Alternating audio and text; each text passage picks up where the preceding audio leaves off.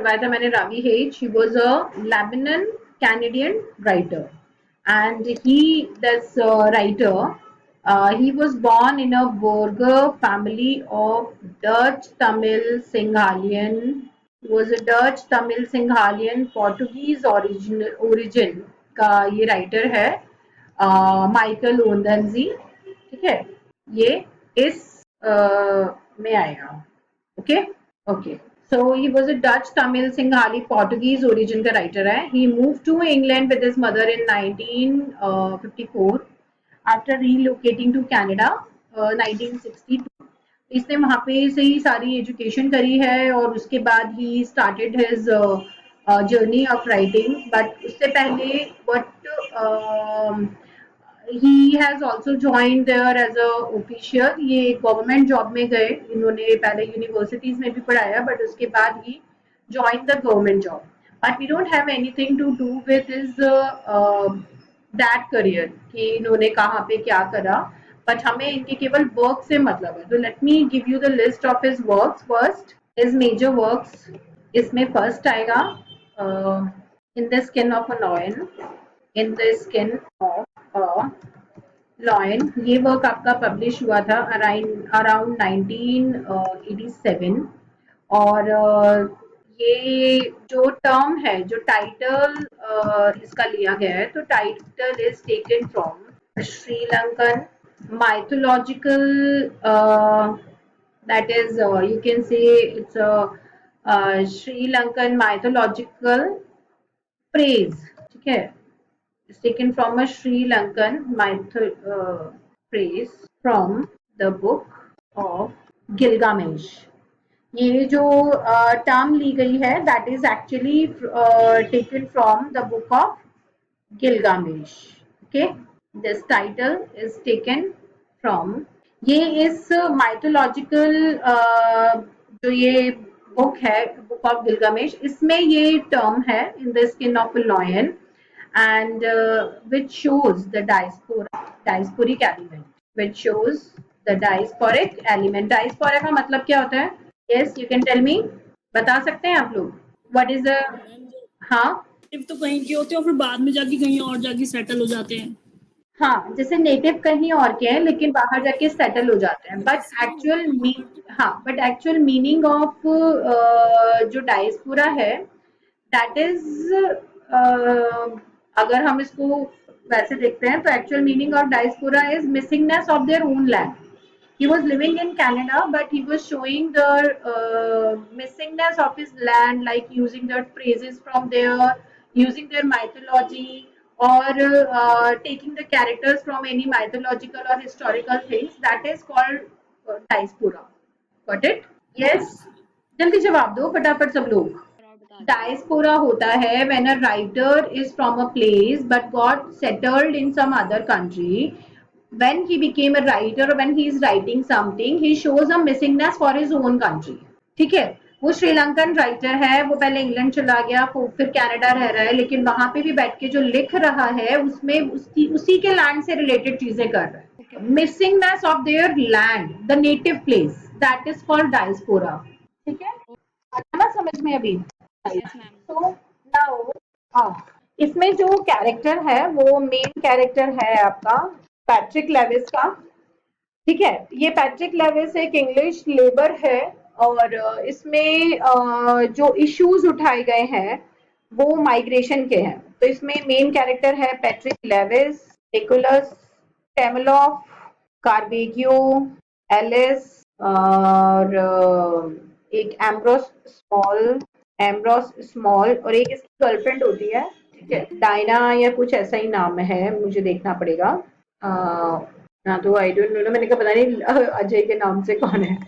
चलिए, सो Ambrose small और एक इनकी जो गर्लफ्रेंड होती है, she is also major figure here. Let me find her out. Second मैं देखते हूँ. दैट वाज डायना करके कोई, Clara, it may be Clara Dickens और समथिंग. ठीक है, ये इसमें मेन कैरेक्टर्स हैं. अब इसमें स्टोरी क्या है, जो निकोलस है यहाँ पे character, Tamiloff and Caravaggio. Caravaggio and Nicholas, they both are Italian characters, मतलब ये इटालियन पीपल हैं जो यहाँ माइग्रेट कर कर आए हैं. And migration, revenge, corruption and और क्या है यहाँ पे, corruption, migration and government of Canada. ये भी एक इशू है बिकॉज जो गवर्नमेंट है कनाडा की, that is not concern with any of the citizen और द मैटर्स. यहाँ पे ये भी दिखाया है कि गवर्नमेंट को कोई कंसर्न नहीं है. सो बेसिकली जो ये कैरेक्टर्स हैं, पैट्रिक लेविस, यहाँ पे पैट्रिक लेविस, निकोलस टैमिलॉफ एंड कार्बेगियो, ये फ्रेंड्स बन जाते हैं. ये तीनों लेबर की तरह काम कर रहे हैं. ब्रिज बन रहा है ऑन्टेरियो या कहीं पे, ठीक है, और ये वहां पे काम कर रहे हैं. Alice is a nurse, sorry nun, जो क्रिश्चियन नन्स के साथ उस ब्रिज पे से आते जाते हैं. तो एक बार ये गिरने वाली होती है, इसको टैमिलॉफ बचा लेता है. दे फॉल इन लव, ये धीरे धीरे मिलने लगते हैं. Embrace small is the businessman, जो ये इस तरीके के कंस्ट्रक्शन के काम में कई सारे और पॉलिटिशियंस के साथ मिला हुआ है और काम करता है. और इन्हीं के यहाँ काम करते थे पैट्रिक के फादर, जिनका मर्डर हो गया. तो ये एम्ब्रेस स्मॉल से बदला लेना चाहता है. तो ये चेज करता है क्लारा को, जो उसकी गर्लफ्रेंड है, और एम्ब्रेस स्मॉल की. लेकिन ये इसको ढूंढता है. वो क्लारा इसके साथ रहती है. They started an affair. वो उसको सारी इसकी न्यूज दे देती है, लेकिन वो गरीब है, उसको भी अपनी चीजें देखनी है. तो जब वो एम्ब्रेस को बुलाता है उसको दोबारा, तब तक वो पैट्रिक को उसको वैसे भी सारी चीजें बता चुकी होती है, लेकिन वो बोलती है कि मैं तुम्हारे साथ नहीं रह सकती, और वो चली जाती है एम्ब्रेस स्मॉल के पास. तो पैट्रिक और ज्यादा डिसहार्टन हो जाता है. अब उसको मतलब हर चीज का बदला लेना है एम्ब्रोस से, और एम्ब्रोस को वो ढूंढने लगता है. इधर टैमिलॉफ और Alice, they fall in love and have relationship. Alice got pregnant. उनके जब नन्स को पता लगता है तो एलिस का बाहर निकलना बंद कर देते हैं कि किसके साथ प्रेग्नेंट है. वो बताते हैं तो कहते हैं लेबर के साथ प्रेग्नेंट है, और वो भी माइग्रेटेड लेबर्स के साथ, जिनकी यहाँ पे ना तो कोई जगह है ना कोई वैल्यू है. इनको कभी भी डिपोर्ट कर दिया जाता है. तो ऐसे में हमारी ननरी और इस चैपल की, जहाँ पे ये लोग रहते हैं, बदनामी हो जाएगी. तो वो एलिस को अंदर रखते हैं और एक न्यूज देते हैं कि एलिस इज डेड. टैमिलॉफ उसमें बहुत सैड हो जाता है. वो परेशान रहता है. कार्बिग्यू चोरी करने का काम भी करता है छोटा मोटा. तो एक दिन वो इस चर्च के पास से निकलता है तो उसको एलिस दिख जाती है विद अ बेबी. तो वो खुश हो जाता है और वो देखता है कि ये मतलब 100% टैमिलॉफ की है, because he is the more closest to Tamiloff. और उसको पता है कि टैमिलॉफ यहाँ पे इससे प्यार करता था और इन दोनों का क्या रिलेशन है. तो वो जाके टैमिलॉफ को भी बताता है. फिर ये साथ रहने लगता है. बट एलिस की डेथ हो जाती है and they have the baby with them. तो अब ये तीनों उस बच्चे को पाल रहे हैं. पैट्रिक, निकोलस, कार्विजियो एंड इधर पैट्रिक बीच में उसका बदला लेने के लिए भी अपना काम करता रहता है. And Caravaggio is the most affectionate with the baby, मतलब वो इसको पालने की कोशिश करते हैं. इधर पैट्रिक वादा करता है कि ठीक है, Alice is dead but I will take care of it. Sorry, Tamiloff की डेथ हो जाती है, हाँ. और पैट्रिक को एलिस से शादी करनी पड़ती है उस बेबी की केयर करने के लिए, नहीं तो वो ननरी मान नहीं रही होती है. यस. तो ये उसकी केयर करते हैं, लेकिन बस ऐसे ही रखते हैं कि हाँ ठीक है, मैं अब तुम्हारे साथ रहूंगा. टैमिलॉफ इज डेड बिकॉज मैं इस बच्चे का एज अ फादर उसकी केयर करता है. फिर something happened, Alice also died. And इसकी जो फर्स्ट लव था क्लारा, ये उसी को ही प्यार करता था, बट ये सेक्रीफाइस करने को रेडी था for the sake of the friends baby. Caravaggio को डिपोर्ट कर दिया जाता है क्योंकि वो बहुत चोरी चकारी कर रहा है. एंड ये पता लगाता है कहीं कहीं से कि एम्ब्रोस स्मॉल कहाँ है. कई बार पकड़ा जाता है, जेल में डाल दिया जाता है उसको मारने की कोशिश करने के चक्कर में. एंड अल्टीमेटली ये और वो बच्ची कार में जा रहे हैं. लास्ट में ये दिखाता है. And he said that baby that we are going to meet Clara. Last में यही दिखाते हैं कि ये क्लारा को मिलने जाते हैं. He finally got the information about Clara. तो ये अपनी बेटी के साथ उसे मिलने जाता है. और ये स्टोरी भी ऐसे ही स्टार्ट होती है कि एक पर्सन अपनी बेटी के साथ कार में जा रहा है और उसे स्टोरी सुना रहा है.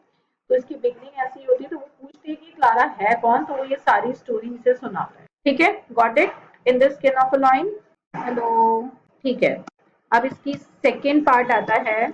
इसका बेस्ट वर्क है ये, द इंग्लिश पेशेंट, 1992. ये बुकर प्राइज विनिंग वर्क है. एंड अलोंग विद दैट पे मूवी भी बनी है सेम नाम की, ये वर्क आपको पढ़ना ही है। बुकर प्राइज विनिंग, ठीक है, इसकी जो मूवी बनी है उसको भी प्राइज मिला हुआ है। And it's a sequel to in the skin of a lion, ये इसका सीक्वल भी है। अब इसमें क्या स्टोरी है, कैरेक्टर्स वही हैं, कार्वेलियो एंड ऑल। इसमें जो इनकी बेटी है वो है हाना, ठीक है, और हाना के साथ द इंग्लिश पेशेंट ये होता है। यहाँ पे जो स्टोरी है that is story of world war 1, उसकी दिखाई है, इटालियन फ्रंट, जहाँ पे मेनली कौन थे, इंडियन सोल्जर्स थे या एशियन सोल्जर्स थे, उनको दिखाया है। तो यहाँ पे कैरेक्टर्स में आएंगे हाना, ये कौन है सब, कृपाल सिंह, ठीक है, ये मेन कैरेक्टर्स हैं।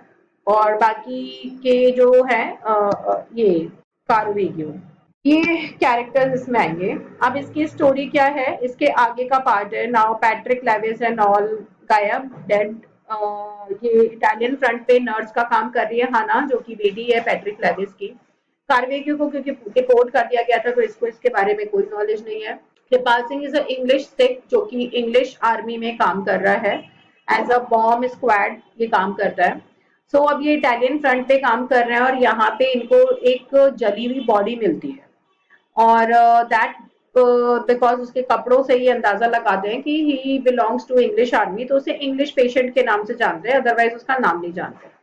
और ये फिर उसको ट्रीट करने लगती है हाना अपनी टीम के साथ, जो रेड क्रॉस टीम है उसके साथ ही काम करते हैं, क्योंकि कनाडा जो है it was a republic of Britain, तो ये एक ही टीम में माने जाते हैं, तो दे वर सेविंग दीज पीपल। अब जगह जगह अटैक्स हो रहे थे, तो ये लोग अपनी मिलिट्री वैन्स आपने देखी होंगी, उनके अंदर पेशेंट्स की बेड्स को रख के अपना ट्रीटमेंट करते रहते हैं और एक जगह से दूसरी जगह ट्रैवल करते रहते हैं। कृपाल सिंह का काम था इन वैन्स में, ये लाइन से चलती थी वैन्स, उन वैन्स के आगे अपनी टीम के साथ चलता था और जो अंडरग्राउंड माइंस बिछा के रखते हैं उसको डिटेक्ट करता हुआ चलता था। सो दे वर मूविंग, और लेकिन कोई इसको अंडरग्राउंड माइंस वगैरह तो नहीं मिल रही, धीरे धीरे ये लोग जंगल से निकलते थे जिससे बहुत ज्यादा आवाज भी नहीं होती थी। और कृपाल सिंह फाउंड कि वहां कोई आर्मी है जो चुपचाप अटैक करती है एकदम से, पर अंडरग्राउंड माइंस नहीं है। तो ये फटाफट से बहुत सारे लोगों को तो बचा लेते हैं इनकी पूरी टीम, लेकिन कई काफी नुकसान भी हो जाता है। तो अल्टीमेटली जो डॉक्टर्स की टीम है वो डिसाइड करती है कि जो ऐसे पेशेंट्स हैं जिनकी लाइफ बचाना नामुमकिन सा है उनको छोड़ देंगे। उसी में ये इंग्लिश पेशेंट भी होता है। तो ये चाहते हैं कि ड्रॉप कर दे, लेकिन उसकी केयर हमेशा से हाना कर रही थी और हाना ने उसमें इम्प्रूवमेंट देखा, तो वो कहती है कि नहीं इसमें इम्प्रूवमेंट है and we can save him. तो सब लोग मना कर देते हैं। तो ये पास में देखती है कि एक चर्च है जहाँ पे ये लोग ऐसे अटैक होता है इनके ऊपर, थोड़ा सा आगे जाके वो देखती है एक चर्च है। तो वो कहती है कि ठीक है मैं इस पेशेंट को इस चर्च में लेके चली जाती हूँ, और मैं इसकी मेरे पास सारी मेडिसिन हैं, मेरे को मेडिसिन बनानी भी आती है, मैं अपने आप इसको देख लूंगी कि मुझे इसे कैसे रिकवर करना है। तो आप बाकी लोग आगे जा सकते हो, बट मैं ऐसे किसी को मरने के लिए नहीं छोड़ूंगी। तो जब हाना ये स्टेप उठाती है इस इंग्लिश पेशेंट को बचाने के लिए, तो कृपाल सिंह इसका पूरा साथ देता है, कृपाल सिंह और उसके साथ एक अटेंडेंट। ये उस पूरे चर्च को चेक करते हैं, वहां सब कुछ ठीक था। तो जो रूम्स वगैरह होते हैं पोप वगैरह के या प्रीस्ट के जो रूम होते हैं उनमें सारी फैसिलिटी होती है, बर्तन वर्तन सब कुछ था। So they just arrange proper bed for this patient और उसको वहां पे रख देते हैं। और बाकी किचन है और जो चीजें हैं उसमें जितना भी सामान था नहीं था, क्योंकि वॉर के टाइम पे सब खराब हो रखा था। तो जो भी था उससे ही हाना अपना काम चलाते हैं कि जब मार्केट जाना होगा तो मैं देखूंगी, अभी चीजें हैं जितनी उन्हें देखते हैं। तो दे स्टार्टेड डूइंग इट। अब उसमें जब लाइट जलती है तो कार्वेगियो वहां से कहीं से निकल रहा होता है एक दो दिन बाद, और कार्वेगियो की नजर पड़ती है तो वो सोचता है कि अच्छा मैं यहाँ से चोरी कर सकता हूँ। लेकिन होता क्या है कि कनाडा में जब इसको पकड़ के डिपोर्ट करते हैं तो ये किसी दूसरी आर्मी के हाथ लग जाता है, वहां से भी कुछ चुरा रहा होता है, वो लोग इसकी थम्स या पता नहीं उंगलियां काट देते हैं। तो या तो थंब काट देते हैं या उंगलियां काट देते हैं, ऐसा कुछ होता है। तो he can not hold things properly. अब ये वहां जाता है तो इसको हाना भी चोर समझती है या अटैकर समझती है, तो कृपाल सिंह भी होता है, वो कहता है नहीं नहीं ही इज हार्मलेस, इसके थम्स नहीं है या ऐसा कुछ। तो कार्वेगियो उसको स्टोरी सुनाता है कि मैं ऐसे चोरी कर रहा था, मुझे ये पनिशमेंट दिया, दैट वाज वेरी ब्रूटल। तो हाना इसको अपने हाथों से खाना खिलाती है कि मैंने खाना ही बनाया, तुम्हें खाना ही चाहिए और तो क्या चोरी करोगे अभी, तो इसको भी खाना खिलाती है, सबको खाना वाना खाते हैं ये लोग, बैठते हैं वो देखते हैं कि इंग्लिश पेशेंट को होश आ जाता है एंड वो he is in conscious and he remembers thing. तो वो इसको ट्रीट करते हैं, थोड़ा और ट्रीट करते हैं। Now English patient gave a book to खाना और वो उसे बोलते कि तुम मेरी बात सुनना चाहोगी? तो वो कहती ठीक है। Now the story of English patient begin in between, कि इंग्लिश पेशेंट अपनी पूरी स्टोरी सुनाता है कि कैसे वो अपनी ही टीम में स्पाई की तरह काम कर रहा था, मतलब दूसरे की आर्मी में स्पाई की तरह काम कर रहा था, और फिर वहां पे जिस बॉस के अंडर वो अटेंडेंट बन के काम कर रहा था उसी की वाइफ को पटा रखा था इन्फॉर्मेशन निकालने के लिए, and then they actually fall in love. तो वो वहां से भाग जाता है और जो भी इसका कर्नल या जो भी इसका बॉस था उसने एक हेलीकॉप्टर ले रखा था शॉपर, जिसमें जो उसका पर्सनल था, तो ये उसी को चुरा के उसमें अपनी उसकी वाइफ के साथ भाग जाता है एंड उस शॉपर को शूट करते हैं तो उसमें आग लग जाती है, वो गिर जाता है और ये उसकी वाइफ जो है उसकी डेथ हो जाती है। तो उसको भी उसको ये एक पैराशूट के कपड़े में लपेट के केव में छुपा देता है and he slept with the body itself, वो उसके साथ भी मतलब है ना, he sleeps with that, so and made love also. तो वो कहता है ही प्रॉमिस द बॉडी कि I will come and will give you a proper funeral, मैं आऊंगा और मैं तुम्हें प्रॉपर फ्यूनरल दूंगा, जबकि इसको पता था कि ये कभी नहीं आएगा। तो ये उसको उस केव में पैराशूट के कपड़े में उसको लपेट के और भाग जाता है और फिर उसके बाद ये वापस आता है और हेलीकॉप्टर स्टार्ट करने की कोशिश करता है तो वो स्टार्ट हो जाता है, लेकिन उसमें क्योंकि बुलेट लगी हुई थी तो वो उड़ता तो है, बट आफ्टर सम टाइम इसमें पूरे में आग लग जाती है और वो उड़ता हुआ यहाँ कहीं पे गिरता है और इन लोगों को उसकी जली हुई डेड बॉडी मिल जाती है, तो वो उस बॉडी से ऑलरेडी बहुत दूर है एंड उसने कहा कि मैं जाना चाहता था, मैं एक्चुअली जाना चाहता था बट मुझे पता था कि मैं कभी जा नहीं पाऊंगा, पर मैंने उससे झूठ बोला, उसकी बॉडी से भी झूठ बोला, उसको उस लेडी से भी झूठ बोला, उसे जबरदस्ती वो अच्छी खासी जी रही थी उसे मैं भगा लाया, जबकि मुझे पता था कि मेरा कोई फ्यूचर नहीं है इसके साथ। तो I have cheated, I am a wrong person और मैंने बहुत सारी ऐसे मिस्टेक्स करी है, बहुत सारी ऐसी लाइफ बर्बाद करी, वो अपना कन्फेशन देता है। एंड आफ्टर दैट ये कृपाल सिंह और मतलब ये लोग तो सुनते हैं उसकी स्टोरीज एंड वो कहता है मैं आगे भी बताऊंगा इसके बारे में, वो इस तरीके से अपनी स्टोरीज नरेट कर रहा होता है। देन मीन वाइल मतलब दे ऑल फील कि वो लोग सो जाते हैं, अगले दिन मॉर्निंग में उठते हैं तो Hannah wanted to go to market. ये जब मार्केट जाते हैं तो हाना फाउंड कि कुछ मतलब लाइब्रेरीज वगैरह कृपाल सिंह के साथ ही जाती है। They also started in affair क्योंकि कृपाल सिंह उसको पसंद करता है, हाना आल्सो स्टार्टेड लाइकिंग कृपाल सिंह, गुड नेचर का इंसान है, हेल्प कर रहा है, उसको कोई फायदा नहीं है तब भी वो रुका यहाँ पे, अदरवाइज वो टीम के साथ जाके बच सकता था। तो ये यहाँ पे दोनों मार्केट जाते हैं सामान वामान लेकर, उसे कुछ लाइब्रेरीज और म्यूजियम्स मिलते हैं, वो भी घूमती है वहाँ पे इन द वॉर टाइम, वो एक्सप्लोर कर रही है and then they confess their love to each other but they don't know what the future is, और दिखा भी नहीं रखा कुछ। फिर वो वापस आते तो कार्नेगियो देखता है कि हाँ they are in love and they are good with each other, तो वो हाना के लिए खुश होता है। बट साथ में देयर वाज एन अटैक, उसमें शायद ये इंग्लिश पेशेंट की तो डेथ हो जाती है and Kirpal Singh find out कि पीने के पानी वगैरह में भी जहर डाला हुआ है। देन इसको डाउट होता है कि ऐसा नहीं हो सकता कि यहाँ लाइट्स चल रही है और हम पे किसी ने अटैक नहीं करा या कुछ ऐसा नहीं हुआ। तो ही फाउंड कि कोई आके यहाँ पे पूरा माइंस बिछा के नीचे चला भी गया है एंड उन्हें पता नहीं चला है एंड मतलब it's like a time bomb की वो ब्लास्ट होगा। सो वो किसी तरीके से हाना को वो जो खाने पीने का सामान वगैरह था उससे और कार्नेगियो को इनको बचा के बहुत समझदारी से क्यों या जो लाइंस बिछा के गए उनको कोई टच ना करे और इनको बचाना, मीनवाइल वो blast to take the body of English patient को फ्यूनरल मिलना चाहिए, लेकिन वो कहता है कि देखो प्लीज अभी जो जिंदा है उनके बारे में सोचो।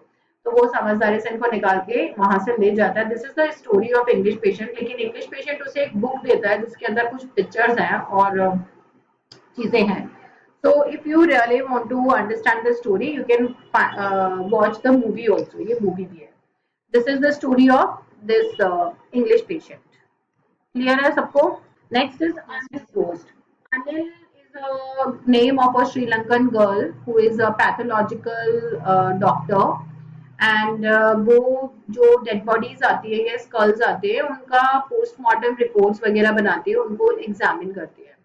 तो one day he she find skull museum का है किताब, उस म्यूजियम में एक स्कल से तो इसको कुछ डाउट होता है और उसकी हिस्ट्री कुछ और बता रहे हैं. अनिल को उस पर डाउट होता है, ही फाइंड द स्कल और वो उसको एग्जामिन करने लगती है, इसको उसके फैक्ट्स पता लगते हैं. तो ये वहीं पे लोकल श्रीलंका की पूरी स्टोरी बेस्ड है.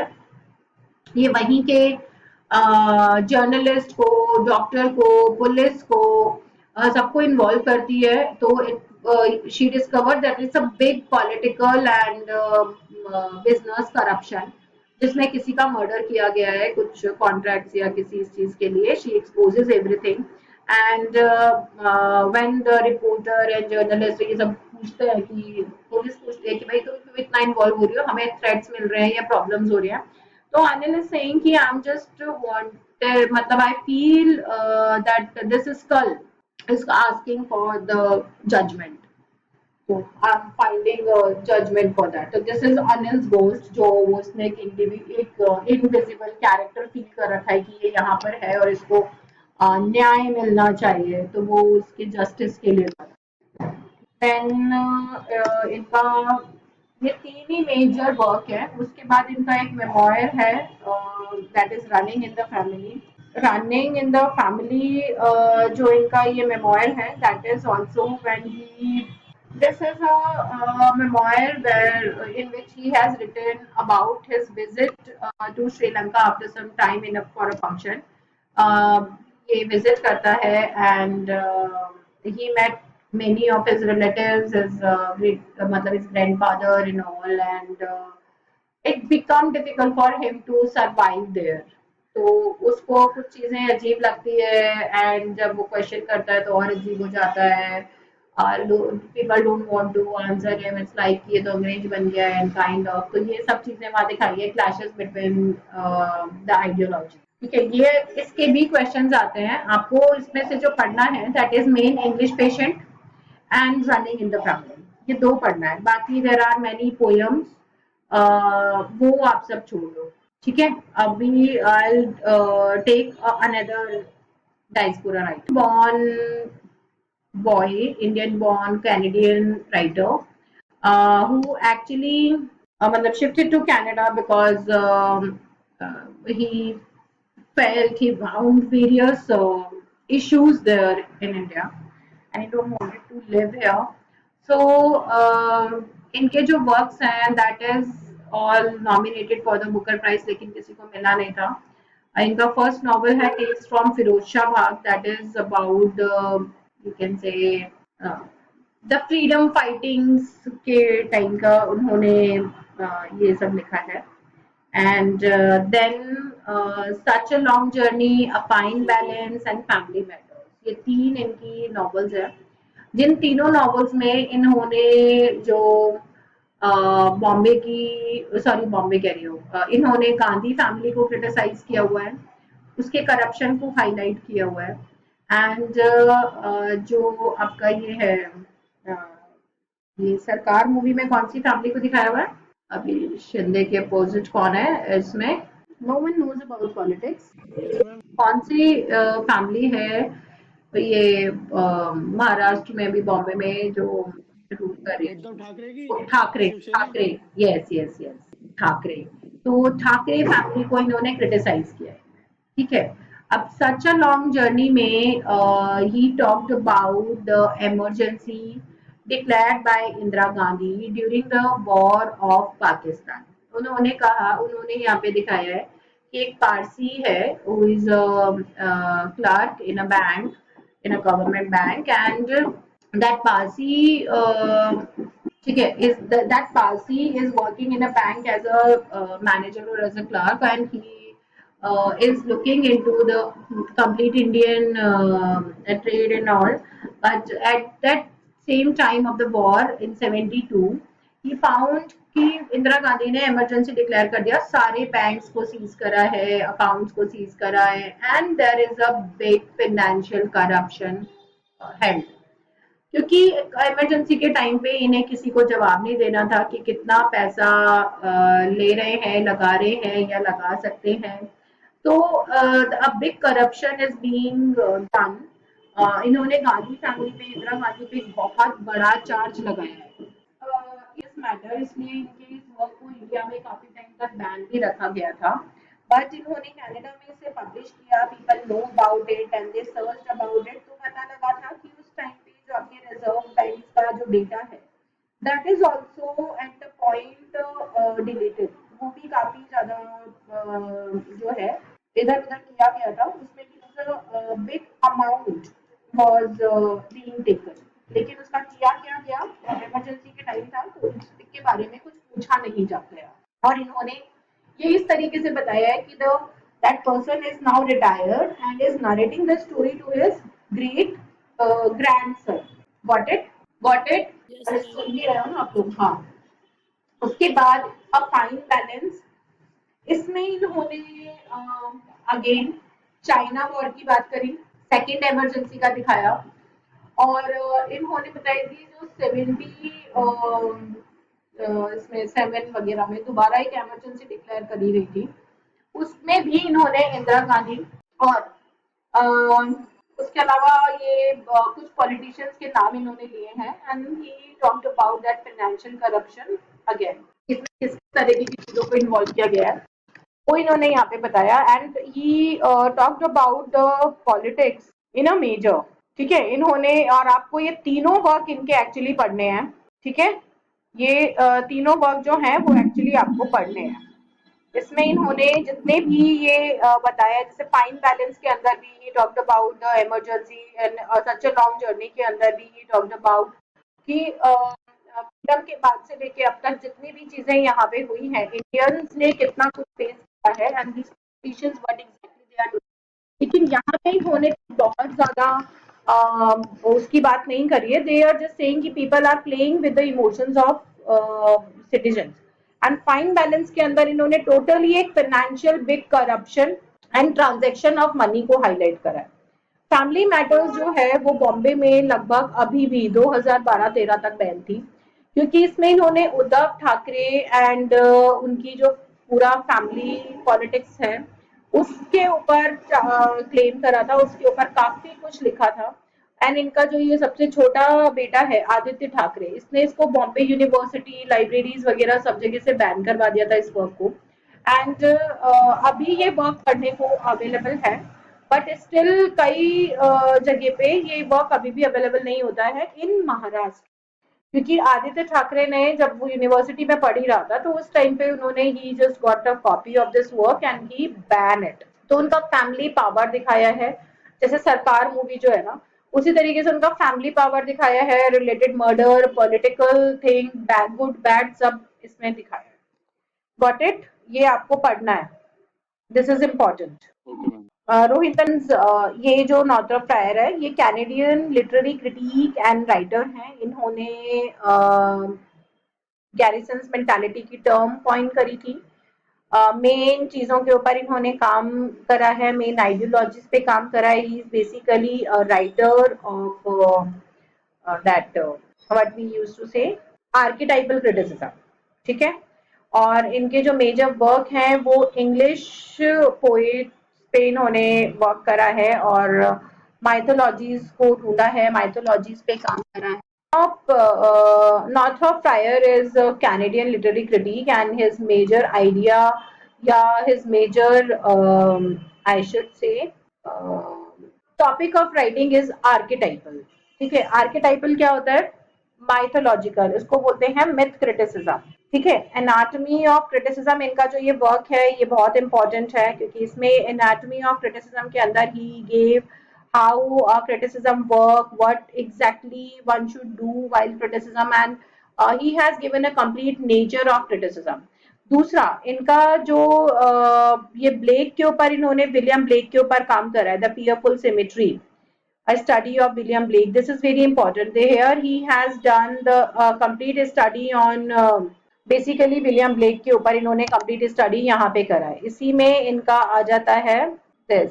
ठीक है, creation and recreation, the great code, the Bible and literature, division of on a ground, ऐसे on Canadian culture, myth and metaphor, ये इंपॉर्टेंट है इनका. माइथोलॉजाइजिंग कनाडा, इन्होंने कनाडा की जो माइथोलॉजी है या जो कि ट्राइबल कल्चर था उसके ऊपर इन्होंने बात करी है. And he tried to find out कि बेसिकली इसके अंदर और है क्या क्या. ठीक है, अगर कनाडा की हम माइथोलॉजी या ट्राइबल चीजों को देखते हैं तो यहाँ और हमें क्या क्या मिल सकता है. This is what he tried to find. Okay, and then एक सेकेंड, थ्योरी ऑफ मोड्स. आप लोगों की बुक में भी ये दे रखा है ना सारा? हाँ, तो थ्योरी ऑफ मोड्स आपको करना है. एनाटमी ऑफ क्रिटिसिज्म, ये इसका समरी मैंने दे रखी है, ये आपको करनी है. देन इसमें डॉन क्विटो वगैरह सबका मिथ दे रखा है. एक चीज बस अपने पेन से वहां पे लिख लो, आर्केटाइपल ऑब्लिक मिथ क्रिटिसिज्म, इसके बारे में लिखवा रही हूँ. ARCHETYPAL, archetypal plus myth criticism. In this type of, लिख लिया ना? In this type of criticism, the critique used to explore. In this type of criticism, the critique used to explore about the present archetypal patterns in society. The present archetypal characters या archetypal pattern in society. ठीक है, जब मैं तुम्हें theories करवाऊंगी ना तब उसमें आता है ये. तो इसमें क्या ढूंढते हैं? आर्केटाइपल पैटर्न, मतलब एक कोई भी जो सोसाइटी है उसकी जो बिलीव्स हैं उससे रिलेटेड पैटर्न्स को हम इसमें देखते हैं. ठीक है, गेटिंग माय पॉइंट? किस तरीके के होते हैं आर्केटाइपल पैटर्न? जैसे कि मैं ये कहूँ कि हमारी सोसाइटी में मैं आइडियल मैन और वुमेन की बात कर रही हूँ, तो who are the ideal man and women in Indian society? Yes, Ram and Sita. तो वो क्या हुए? आर्केटाइपल पैटर्न हो गए. If I am saying that the girl is like a Sita, तो क्या इमेज बनेगी उसकी? द इनोसेंट थी, ओबीडियंट है, डेडिकेटेड है, she is knowledgeable, intelligent and very secret type. ठीक है, कि हम उसको कहेंगे ना, अरे सीता की तरह लड़की, मतलब बहुत सीधी सादी, उसका दिमाग बस अपनी एक ही जगह पे लगा हुआ है. हम इस तरीके से, राम टाइप है लड़का, मतलब ज्यादा लड़कियों वड़कियों के अंदर इंटरेस्ट नहीं है उसको. आइडियल है, मतलब हम बेसिकली आइडियल से लेंगे. अगर हम ऐसे कहेंगे अरे नहीं नहीं उस लड़के की बात मत करो तो रावण है, तो what kind of image you will have? हाँ, क्या कह रहे हो? हाँ, arrogant, cruel, is like misbehave, कि अरे वो रावण है, मतलब कि he is very misbehave, don't talk about him. उसमें तो बिल्कुल भी मैनर्स नहीं है, कैसे क्या करना है, इज वेरी एरोगेंट. तो इस तरीके के कैरेक्टर्स को हम लोग आइडियल या आर्केटाइपल बोलते हैं.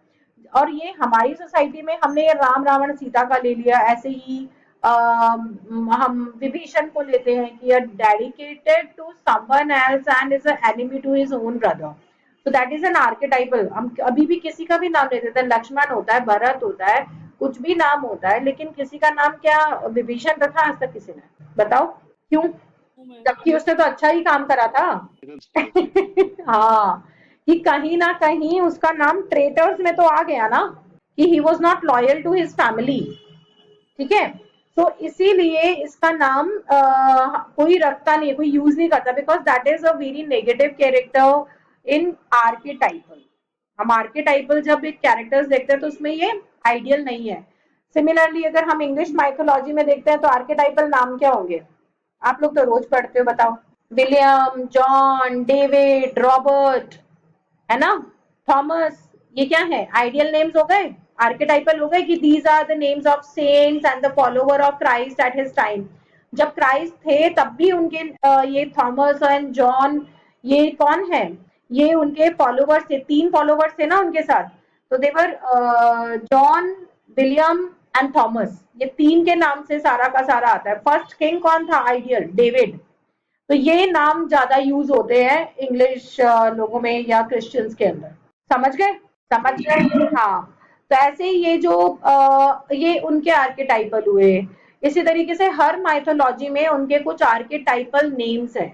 जैसे मे बी इटालियन के अंदर Antonio is a very famous name. Even Shakespeare has used it for मतलब मल्टीपल टाइम मैंने पढ़ा था, मेरे को ध्यान नहीं आ रहा, 8 या 9 वर्क के अंदर, ये पता नहीं 13 वर्क के अंदर उसने शायद एंटोनियो नेम यूज करा। ये आपके नेट का क्वेश्चन भी था। In how many works he has used the name Antonio, he has repeated the name Antonio। शायद 13 वर्क्स हैं जिसके अंदर एंटोनियो कैरेक्टर है। सीलिया कैरेक्टर, ये भी इटालियन नेम है, कितने में है? 2 वर्क में है। ऑरलैंडो, ऑरलैंडो भी इसके 3-4 वर्क के अंदर है। तो इस तरीके से इसने ये नेम्स यूज करे हैं। They are the repeated names in Italian mythology. तो ये वहां के कुछ गुड नेम्स हैं। ऐसे ये आर्केटाइपल कैरेक्टर्स है, नेगेटिव एंड पॉजिटिव। इन्हें हमें, अब इसने उन पैटर्न्स को देखा कि सोसाइटी में दैट बिकम अ पैटर्न। और ये पैटर्न कैसे बन गए कि एक नाम के साथ एक पूरी स्टोरी किसी के दिमाग में रहती है, एक पूरी माइथोलॉजी किसी के दिमाग में रहती है। That is a archetypal pattern. और उसको दूसरा नाम इन्होंने क्या दिया? Myth criticism. मिथ क्रिटिसिज्म मतलब माइथोलॉजिकल, क्योंकि वो स्टोरीज कैसी हैं? माइथोलॉजिकल है। ठीक है, तो उसको इन्होंने मिथ क्रिटिसिज्म के नाम से पढ़ा। So we have done around 4 writers today। अब आपके बाकी जो राइटर्स हैं इसमें एक राइटर होमवर्क में दे दूं क्या? नहीं? अच्छा, चलो यार, मना कर दिया तो फिर छोड़ो। आज ये 4 राइटर पूरे कर लोगे। स्टोरी तो मैंने सबकी बता दी है, इसमें कुछ ज्यादा है नहीं। आपके ये जो आर्केटाइपल कैरेक्टर मैंने अभी लिखा है इसमें तो कुछ बहुत ज्यादा है नहीं। नॉर्थरॉप प्रायर में जितना दे रही हूँ, जितना आपकी बुक में, वो पढ़ लो। एक रोहिंटन मिस्ट्री के सारे वर्क्स अच्छे से पढ़ लेना। इस पे क्वेश्चन आता है, इवेंट टेल्स फ्रॉम फिरोजाबाद, और ये मैंने आपका पढ़ा ही दिया है। माइकल गुजर से 3 राइटर ही तो करे हैं हमने। चलो आज के लिए इतना काफी है, और बाकी नेक्स्ट मैं आपको करवाती हूँ आपके प्योर अब कैनेडियन राइटर्स आएंगे। ठीक है, फर्स्ट कैटेगरी डायस्पोरा की थी, उसके बाद 1-2 ब्लैक राइटर है, उसमें स्लेव राइटर्स हैं, और बाकी आपके कैनेडियन राइटर्स हैं। ठीक है, ठीक है, इसको करो आप लोग।